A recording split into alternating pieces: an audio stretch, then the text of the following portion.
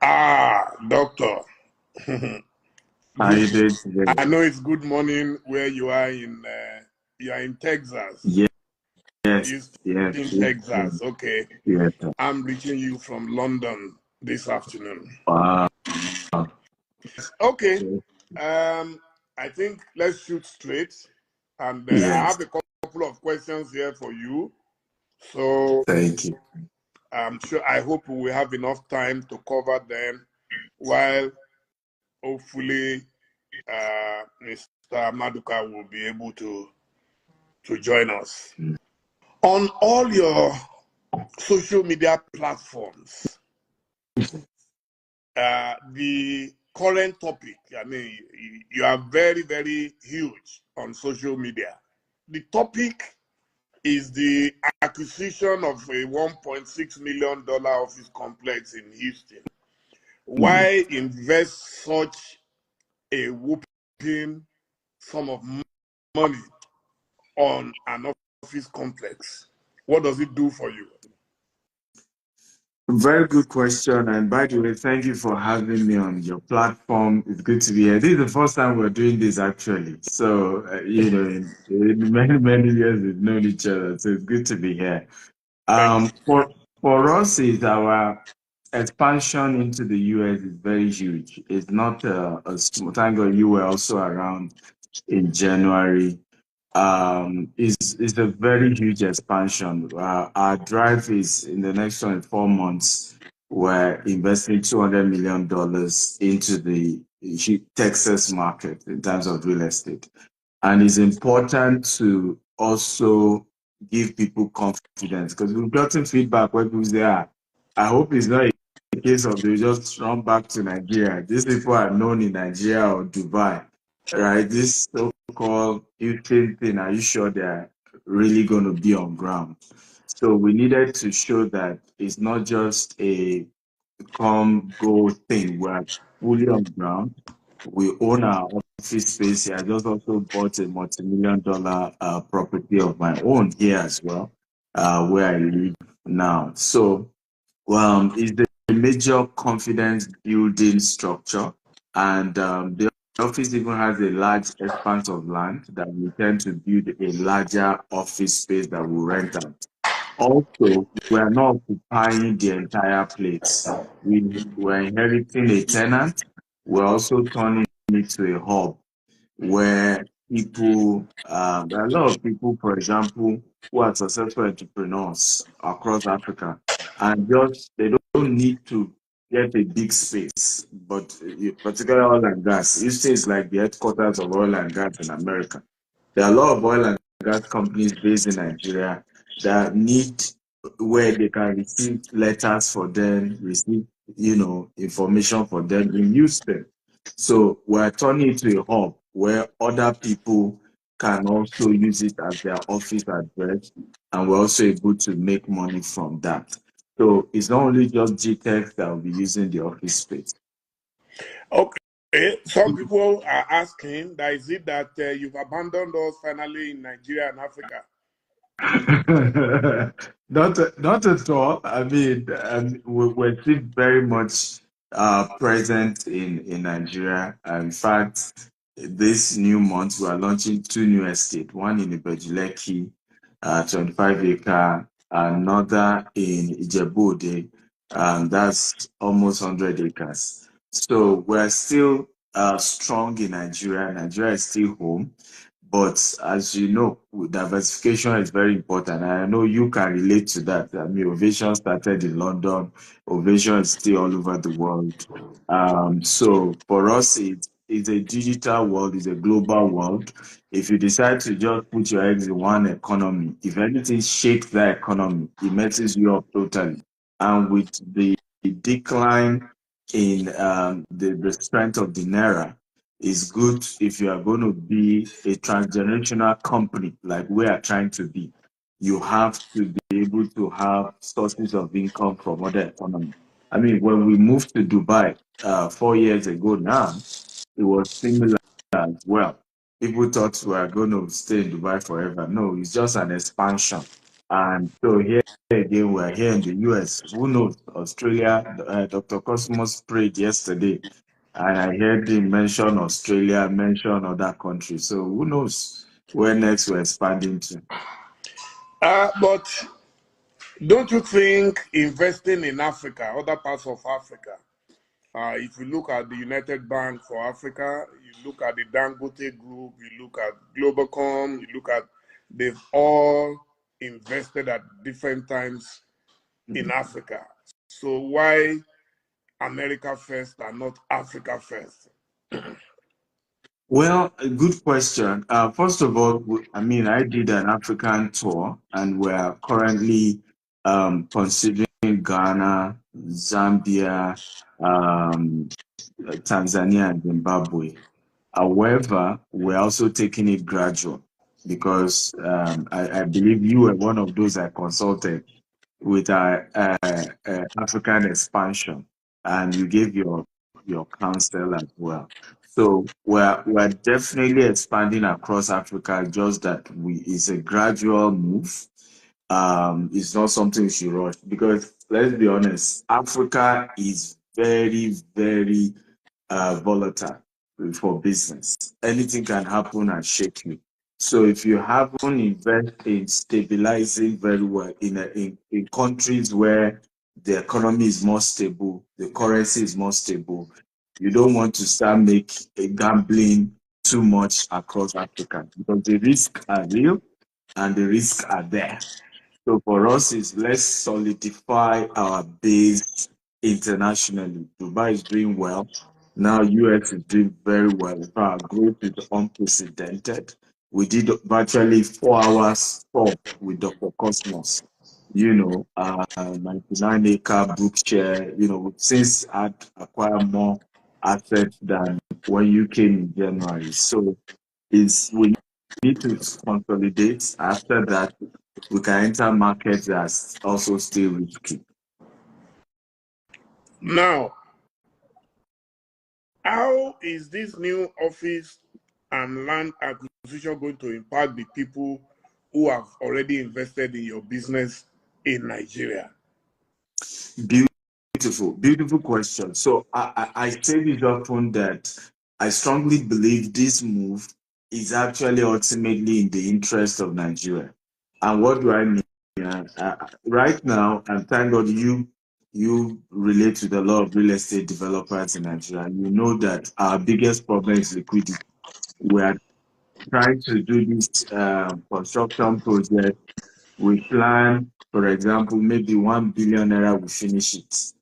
Before you say Jack Robinson, you need to be looking for 2.5 billion. Now, the banks are not helping in any way. Also, your investors, if you tell them, this 4-bedroom that I told you should pay 100 million, if you come back and meet them and say, well, price of cement has gone up, price of iron has gone up, it will now cost us 200 million. So you say you are 400, right? It becomes an EFCC case.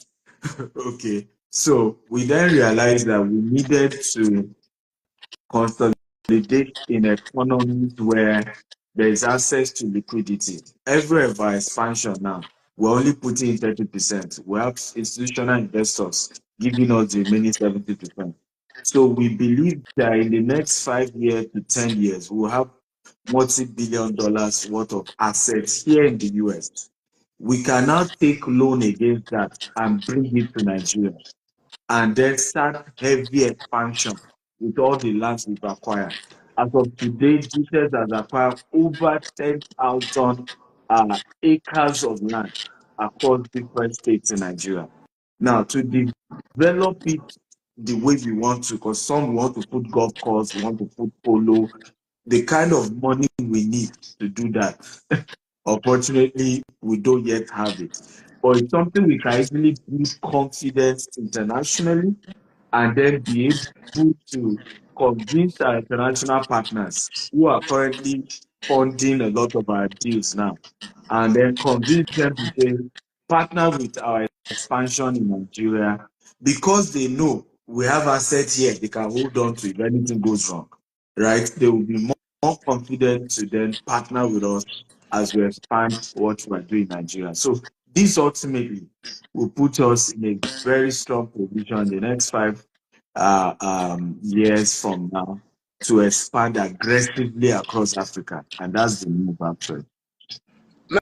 Now, doctor, how risky is your kind of business? I have a mortal fear for land grabbing. Mortal, I am paranoid.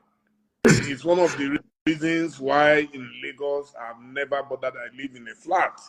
And, I look at your business and sometimes I wonder how you are able to cope, because it is the kind of thing that anything can go wrong. Omonile will come, Baba Onile will come.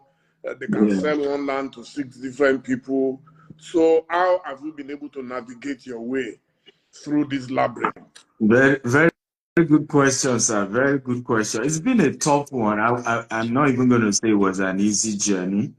It's been a tough one. But I will say that we have leveraged on wisdom of elders. I always say that when you combine the strength of the youth with the wisdom of elders, miracles happen. Like our land business now, the advisory board is chaired by the former IG of police, Dr. Michael Piro, right? He literally sits on, in fact, from land we are buying, he calls the sellers even before we pay money. And his support has helped. People like Femi Falana SAN has also been very helpful to our business, because he is the most senior of all the lawyers we work with. So we've leveraged on, partnering with people who are really ahead, who have, also risked their name, their reputation to help us in acquisition. And I won't say we still haven't had 1 or 2 issues, but it has reduced the challenges compared to others. But I agree with you. It's still a very tough business. It's not one of those easy business to do. But again, we're making do to the best of our abilities, and we thank God for those reputable people who have been helping. Wow. Okay. The other thing I would like you to speak about is this idea of Global Wealth Festival. I think I participated in one in London, maybe last year. I think it was last year. Yes. And then, okay, the one I joined you also in Houston. Yes. I also joined you You in also Houston. did the one in Nigeria, Civic Center. That's true. Yes, Civic Center, I remember. That's the one Maburo also spoke, Japheth Omojua. Yes, Omojua. Yes, I remember. I remember. Okay, so could you please tell us comprehensively what to expect of the Global Wealth Festival? Thank you so much. So the Global Wealth Festival is an awakening event to encourage people of color to take the subject of wealth very seriously. And we have taken it big time diaspora, because we also realize that a lot of our people in diaspora are not thinking about wealth, business, investment. Many of us, we carry the mindset of, I want to be a professional. When Indians come to America or UK or Canada, they are thinking of owning a business, coming together, owning a business. When Pakistani come, that's the mindset. When Chinese man come, that's the mindset. When a Nigerian come, is how to be a doctor, a lawyer. And there's nothing wrong with that. There's nothing wrong with that. Absolutely. We are literally the largest doctors now in America, and we've contributed to that. But we need to face the reality that America is a capitalist society. In other words, it favors entrepreneurs and investors. The system wants you to come and dare big things. That's how the system works. So, for example, Chase Bank, and all of the banks here are always writing me, they want to give us money for our real estate investment. But however, the same banks are not going to give you money to buy their own shares, Mm. right? They are not going to give you money to buy their own shares, but they are willing to give you money to invest in real estate, to invest in assets. So, what we are trying to use this conference to do is to awaken the mindset of our people to say entrepreneurship is golden, investment is golden, and we're bringing people who have done it to come and share their story. How have they been able to build their empire? What did they do? What are the challenges? What are the risk factors as well? Right? How do you build wealth? And we're looking at three layers of wealth creation: high risk, investment opportunities; mid risk investment opportunity; low risk investment opportunities. How do you get into them? And what are the processes? Because I believe so much, sir, that the revolution taking place globally with our Afrobeat music, the revolution taking place globally with our movies, the next place it needs to take place is with our businesses. That the world will soon start seeing African founded businesses take over the world. You know, uh, and we Nigerians will champion that cause. Where you see a man start a business in Nigeria, and then now he has offices in Dubai, has offices in UK, have offices in Canada, have offices in that's what we're trying to encourage and champion. Because I've always said it, you cannot end racism until you end poverty among people of color. Because it's always difficult for anybody to be racist to whoever pays their salary, whoever provided the job for them. So it's a movement. It's a movement to encourage our people into entrepreneurship, into investments, and we work so hard to bring people who have results. So it's not stories, it's not aspire to aspire. It's people who have done it, because you can't give what you don't have, to come and share how they've been able to do Okay, fantastic. So why call it a festival and not a conference? it. I love that question. I mean, we call it a festival because it's a celebration of who we are and what we are. A lot of time we've been demonized. When you say I'm from Nigeria, I'm from Africa, there's a red flag. Maybe you're a Yahoo Yahoo. Maybe you come from, but that's not who we are. And thank God you are an elder. We Even the so-called corruption, stealing, it was foreign to African culture. We learned it from from our colonial masters. We by our heritage, and I know you can speak more to that. Even me, I met a little of it. You are selling yam, you put the yam on the road, you write the amount there and put a paper to cover it. The buyer, I met this in Medjugorje. The buyer will put the amount, use the paper to cover it. You come back, you carry your money. That is the African culture. So it is a reincarnation of who we are, celebration of who we are, and encouraging ourselves into the future. And that's why it is festival. There's a lot of food, eating involved. There's a lot of excitement. There's a lot of networking with our people. So it's not just conference alone. There's so much excitement around it, and we've made sure we're bringing some of the finest. Teji Babyface and Maggie will be anchoring it. We have Dr. Cosmos will be there. We have Mr. Ravi and Manta. They're this Indian couple I just met. We've done a few business together, but their story is very inspiring, and they will be sharing their story of how they're building where they own over 12,000 acres of land in Texas alone. I mean, they will so inspire our people. We have several other speakers who are coming to speak on different aspects of wealth creation. It's really, really, I mean, you've been there, so you know how impactful it usually is. Fantastic. Um, there must be certain challenges you want to address during this festival. Could you give me a breakdown of some of these challenges?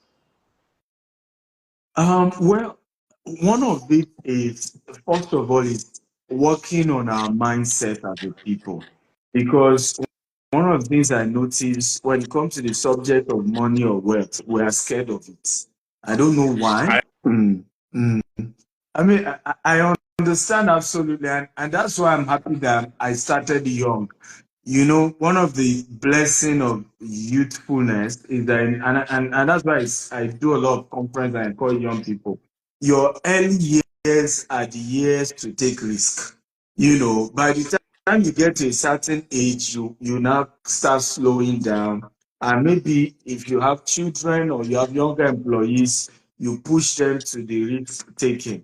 But for me, one of the blessings, I started business at the age of 18, you know, and I kept at it, kept at it, kept at it. Of course, I failed until I started winning. So I think the blessing of starting early, you know, is one thing that has helped. And that's part of what we're going to be addressing at the conference. You know, start early, you know, take risk. Failure is not the opposite of success. Failure is on the pathway to success. Failure is actually one of the signs that you're about to succeed. You know, because as you fail, you pick one or two lessons, you keep moving on. As long as you're consistent at it, you will eventually break through. And for us, that those are the core value that we're trying to help our people begin to pick up.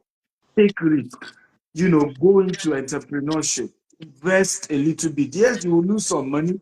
I have lost so much money. Even in this Texas journey of expansion, I was telling somebody last night, I think if I am to count, at least I've lost $200,000 due to one issue or the other, even in the US, right? But the benefit is that if you don't stop and you keep getting mentorship professionals to work with you, what you will realize that your winning will overshadow your failure. So they will cancel each other out. You know, the things you are succeeding at will cancel out the few failures you're encountering. Yes, at the beginning, there will be more failures than successes, but at some point, there will now be more successes than failure. But ultimately, our people need to get used to risk taking. We need to begin to teach it if we want to encourage entrepreneurship spirit. Risk failure is normal. Taking risk is the only way to build wealth as an entrepreneur or to build wealth as an investor. For our young people, we have to preach that over and over again. And those in diaspora as well, because many of us are in countries, like I said, that are capitalists. The system only favors those who choose to be entrepreneurs. You know, I look at, I open account in the US. The first question they're asking me, how much loan do you want? You know, because the business. If it's as an individual, they will be telling me I need to qualify. They will give me a lot of rules before that. But as a business, they are open to say, hey, take money, go take risk. You know, you know how many times Elon Musk has been bailed out by America as a government because they felt, it's too big to fail. You know, he's a genius. We need to keep supporting his ideas. His ideas supports America. And we hope Africa will one day be like that, where even at the government level, there are cushioning effects to support entrepreneurs, to support startups, you know, so that because they expect you to fail here. Do you know in here in America, for example, if you have too much headache with your business, you can go to the court and say, I'm declaring bankruptcy. Anybody you owe can never come after you once you do that, because they separate the business from you, the person. And once you say, well, I tried the business, but it failed, or I have challenges, they let you go. So the system encourages risk taking. Okay.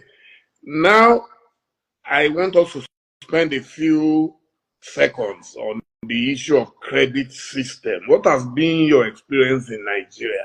Because I always tell people that if I were the president of Nigeria, I will ensure that we negotiate with the banks in a way that one, the interest rates will come down.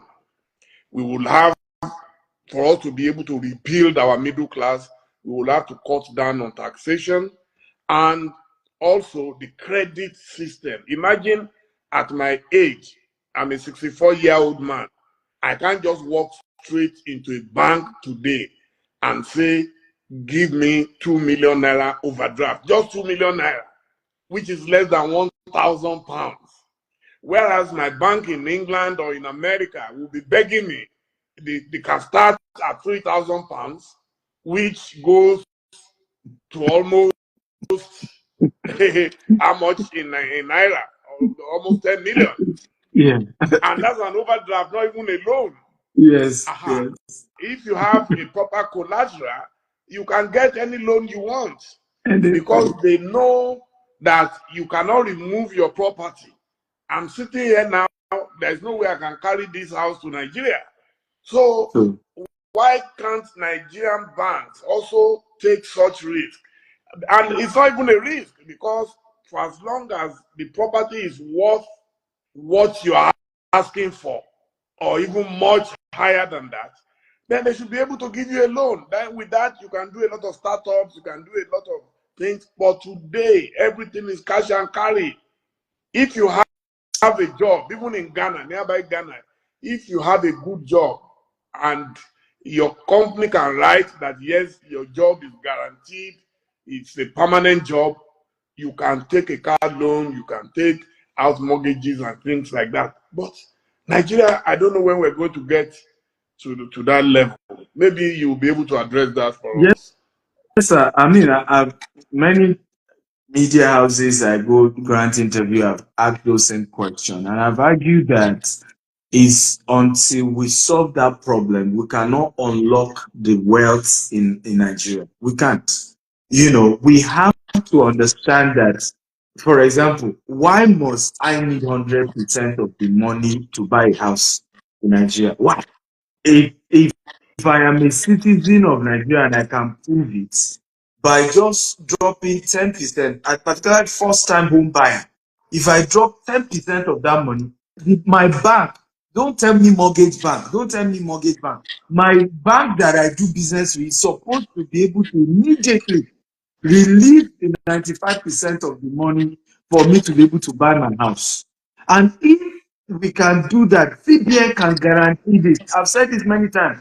CBN can work with the commercial bank and say any of this loan that fails, right? You have the rights. If this person failed to pay their mortgage, take over the house and option it because they can't carry the house away. But we need the political will. We need the central bank to come in and be able to work with the commercial bank. Number one, once you drop 10%, you're a citizen of Nigeria, be able to pick up a house, right, to the degree of the 10% deposit that you drop. You have an NIN, we can identify you.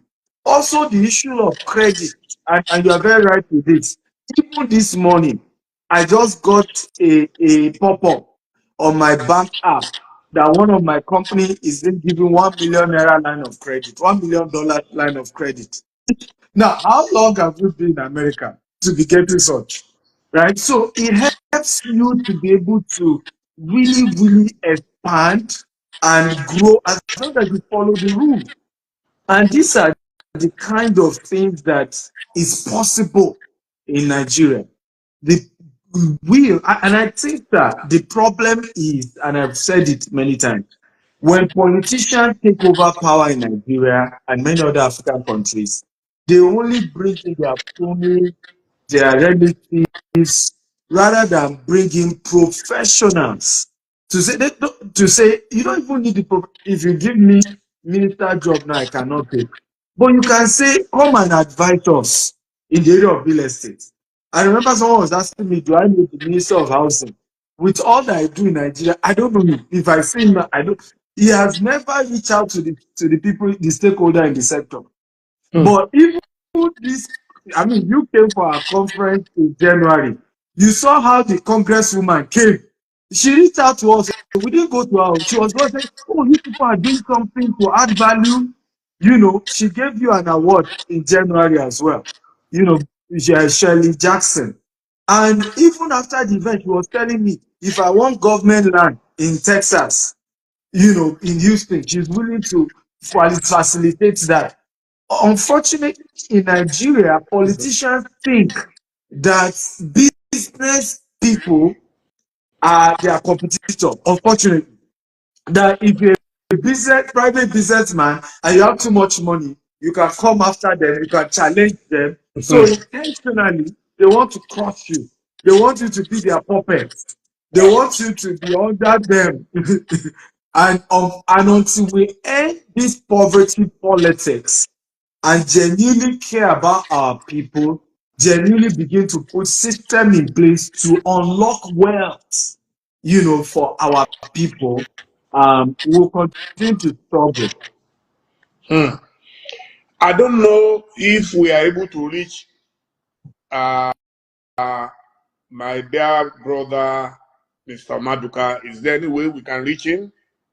Yes, I'm told that he should be here by now. So if you can search him, by the way, he's not, um, you know, social media, you know, we Savvy, have okay. a head. So Okay. he might have joined Hey, I've and may been not have checking. I sent can't see him request. online.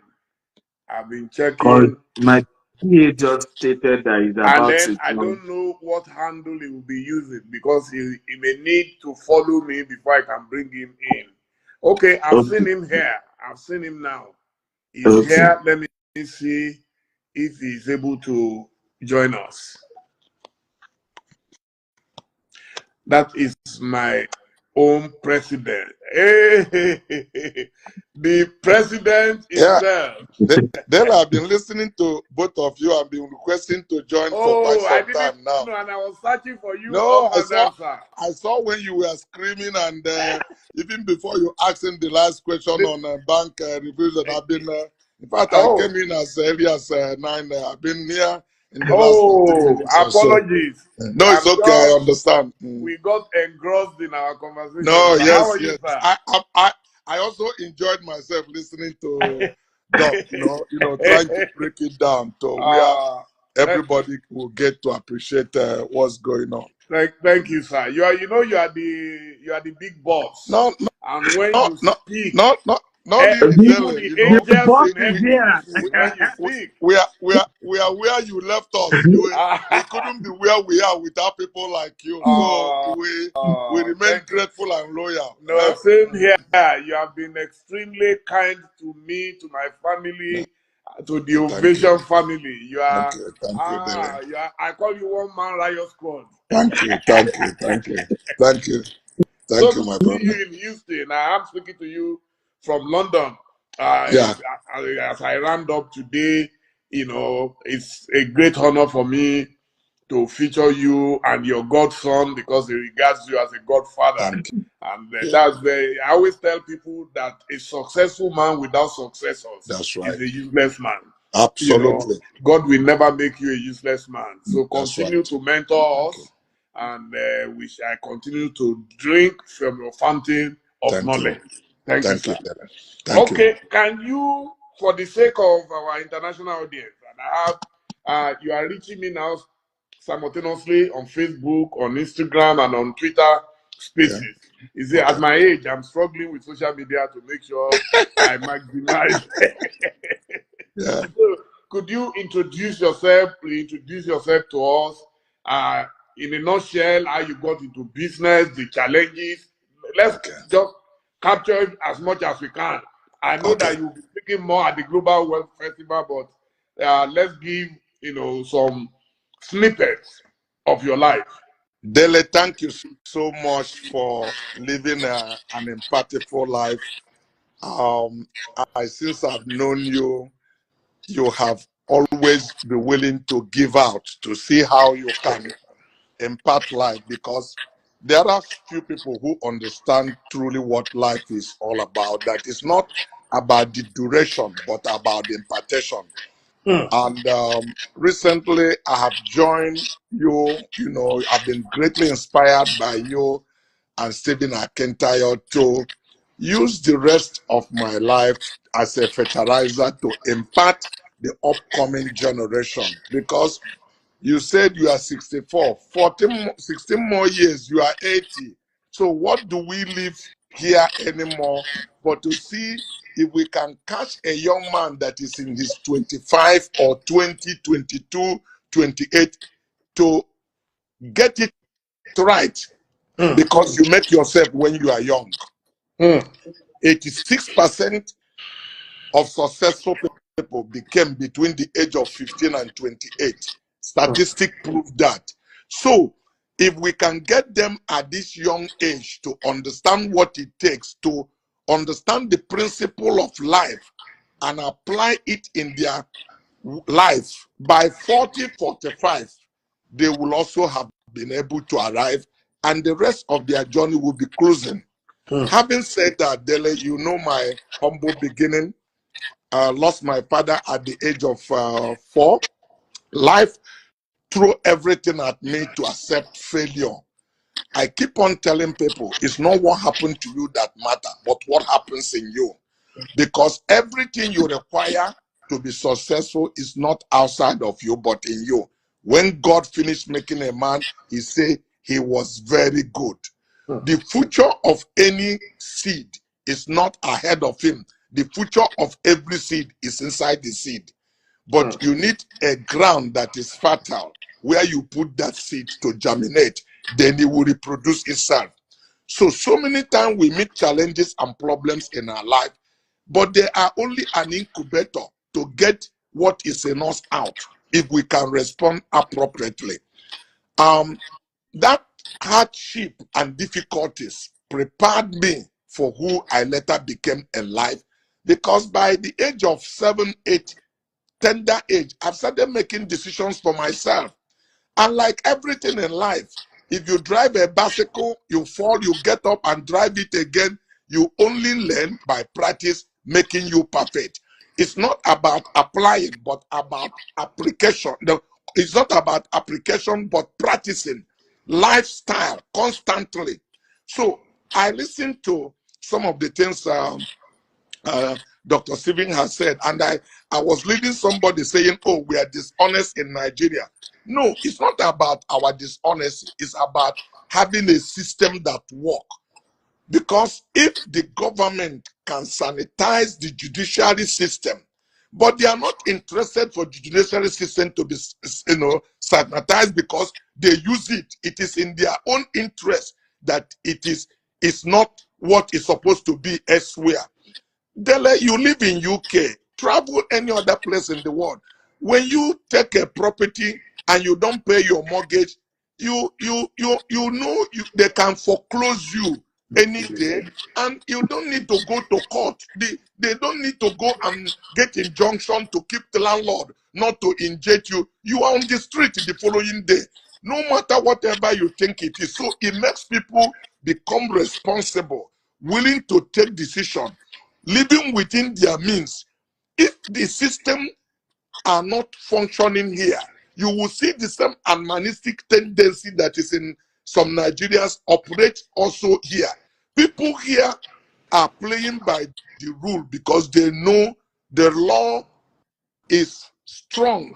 There is an enforcement, and you cannot say you have connection and it makes you get away from disobeying the rule. So it makes life seamlessly and easy for everybody. The banks in Nigeria have to go extra mile, make you to get your grandfather, your great-grandmother, your children in your womb to collateralize everything, because they know by the rule of Nigeria you can easily escape them, and they are left on themselves alone, and they will be penalized even for giving you money by the central bank. So it's a chain of reaction. If we can fix the judiciary system and really be willing to play by the rules, starting from the leader. Fish only spoil from the head. So if you are willing to do that, the whole country will be fixed overnight, and then we will unlock the things we are saying. After some few things that we have seen happen, the young people have just thrown towel, which I still encourage them. Please don't throw towel, because an average young Nigeria today, only thing that is in his mind is, how can I get visa and travel out? They have lost total faith and confidence in the country and the system where they belong. But I also let people know that changing location does not make you wealth. Okay, it's not about where you are. If you can succeed in Nigeria, Stephen has operated in Nigeria and coming to United States. The experiences he had in Nigeria is a big university that there's no reason why he should not succeed here. I started in Nigeria. I'm doing business in Ghana. I'm doing business in Ivory Coast. I'm doing business in Gabon. I'm doing business in Liberia. I'm doing business in Zimbabwe. I have an operating office in Japan, functioning. I earn salary in Japan today, but I started in Nigeria. Nigeria is a university of anything. If you can succeed in Nigeria, there's nowhere you cannot succeed. So I tell them, don't deprive yourself of this university. Go through it. God help you. You cannot be able to totally unlock wealth to certain level because it's a function of the system. But the experience you have gathered there can take you to any other place where you want to be in the world. So I have a humble beginning. Most of the people listening to me through your channel today have a better opportunity to be successful than myself. I didn't have education, not because I'm not intelligent, but because I lost my dad and nobody was to pay for my school fees. So by the age of 9, I'm already on the street, hustling, working for my mother. From working for my mother, I went to do apprenticeship for my uncle, where I was taught the rudiment of running business. I worked for 5.5 years without earning salary. My uncle fed me and clothed me. But the problem we have with our young people is that we're so much in a hurry today that nobody wants to pay his dues. Nobody wants to be mentored. Nobody wants to follow the system and processes. Nobody wants to go through apprenticeship to be taught what needs to be done. Because we have gone to university, we believe university has given us all the knowledge, but the real true school of life, many of us are not willing to go through it to be able to learn what will help us to unlock the world and prepare us for greater future. So many young people cannot defer their gratification. They want it instant now.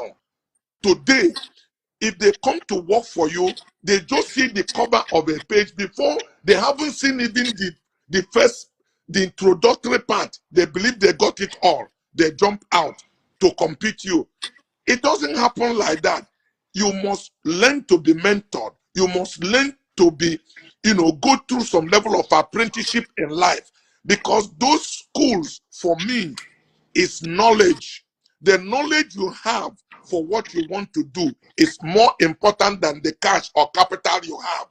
In business terminology, we usually say he learned in a hard way. Learning in hard way is that your school fees is too expensive. Things you needed to have known by apprenticeship, you take a capital, you blow that capital because you have not managed it well, because you have not learned the secret in the enterprise that you are going into. So that mentorship is a big equation in success in life. We Igbo people have apprenticeship system where you have to work for somebody for 5 or 6 years, depending on what is agreed. Nobody pay you salary for that number of years. It's like your salary is being saved for you. By the time you graduate after 6 years, your boss will pay for your stuff for 2 years, give you capital and merchandise for you to start your own business. There is no better way of setting people up but through this system. But there are not many young people who are willing to go through this apprenticeship system. He wants immediate salary of 150,000 naira because he wants to buy the next famous phone. He wants to go to a movie. And therefore, you are not preparing for future. Life is about sowing and reaping. If you sow a seed, then you will be looking for harvest. If you have never planted anything, why are you looking for harvest? If you enter in somebody's farm to harvest, you will be caught as a thief because you did not plant the seed that you want to harvest. So life is about teaching our children to learn there's going to be a planting season for there to be a harvest season.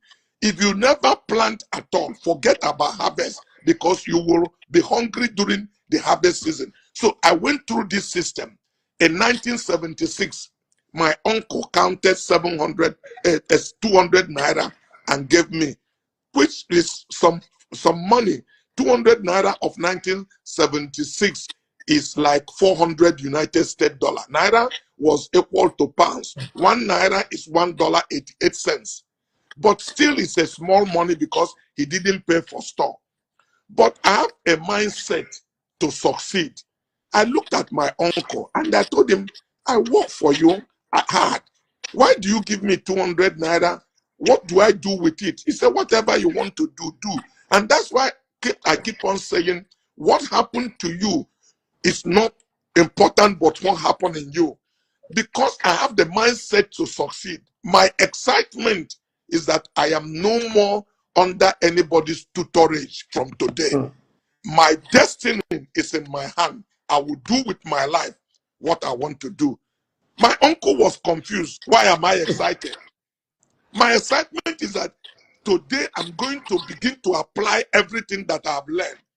And while I was working for him, I did the research, not in informal way they do the university, but I did research in informal way. I was able to know what is in Mercedes that fit in Volkswagen. I was able to know what is in Volkswagen that can work in Peugeot.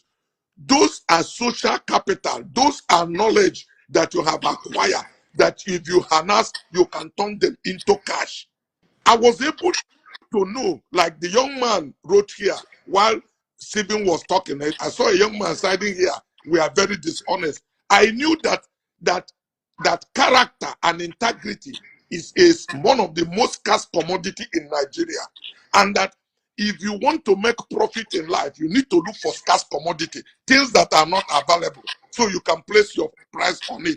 So I knew if I'm also going to survive, that this scarce commodity that is not available in Nigeria will help to transport me to where I want to be. So one of my watchwords is integrity, to always over-deliver and under-promise. If you give me appointment, I know I will meet you by 1. I'll tell you, Dylan, can we see by 2:30 or 3? I will factor in traffic. I will factor in everything. By 12:58, I will knock at your door. And if you do that in a constant basis, like I said, not apply, but practice, lifestyle, not a life, but lifestyle. Next time, you deal without me telling another person, will say, if Dr. Madeka give you appointment for 11, please be there for 11, because he will be there. And I used this. It went out. The bankers knew about it. My business colleagues knew about it. Like I said, I went through University of Life. I learned this from Japanese. Church didn't taught me this, because many church don't keep their time. But Japanese keep time, and they are not religious people. If they make appointment with you, they are there several minutes before the time at that Caprica time. So I harness all of these good things I've said and put it into practice. And today, by the grace of God, we are working with first-class institutions of the world. BMW signed me on, Jaguar Land Rover signed me on, Rolls-Royce signed us on. We manage Renault. We work with Ford Motor Company. Today we assemble Ford. We assemble Renault in Nigeria. We also assemble Geely, a Chinese brand that we have taken. We've gone into value chain agriculture, 3,000 hectares of land where we plant rice, harvest rice, mill rice, and sell rice. Today, Koshadis have a technology company called Koshadis Technology, where we also have academy, and we have, different businesses, Koshadis Medical, Swiss, Swiss Biostad, different kind of businesses that we have been able to create today. And that's the humble beginning I have, and that is the success that we've been able to achieve. So my good friend Steven had called me to be here. I'm live here in Houston to share this little information and secret how to unlock wealth. Because life is about finding a secret, knowing that life is controlled by law. Both of us are sitting down today, wherever we are, because we are under the atmosphere of gravity. If we go beyond the sound barrier, we will be floating. So if we understand the law that operates in this atmosphere, we will get a result.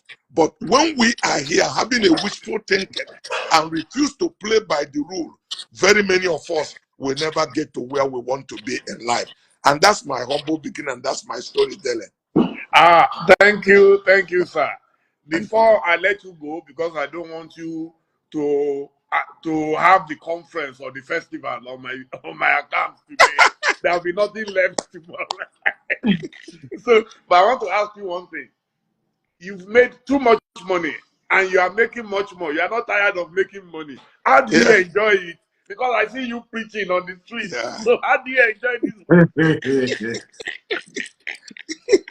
Dele, that preaching on the street is part of the enjoyment, because I am trying to tell young people, this is the key. This is what gave me the discipline to get to where I am.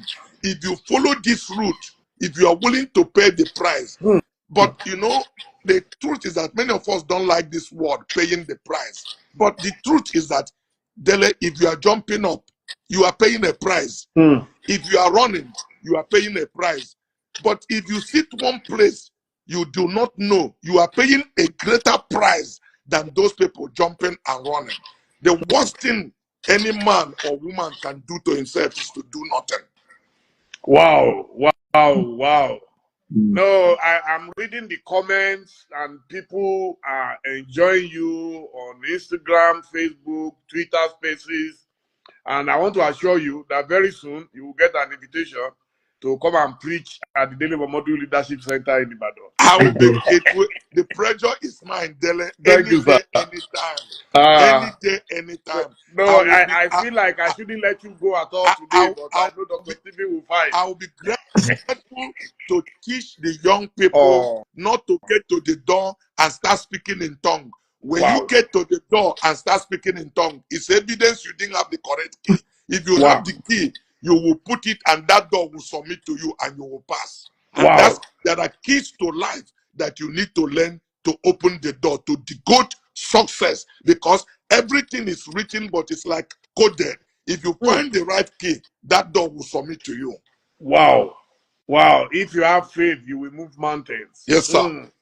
Oh, fantastic. Thank you, sir. Thank you, Dele. And may you live long. Amen. We need your wisdom for a very long time to come. Thank you, sir. Thank you, sir. Have a beautiful day in Houston. Doctor, bye-bye. Always a pleasure. We thank God Almighty. Thank you, sir. Thank you so much.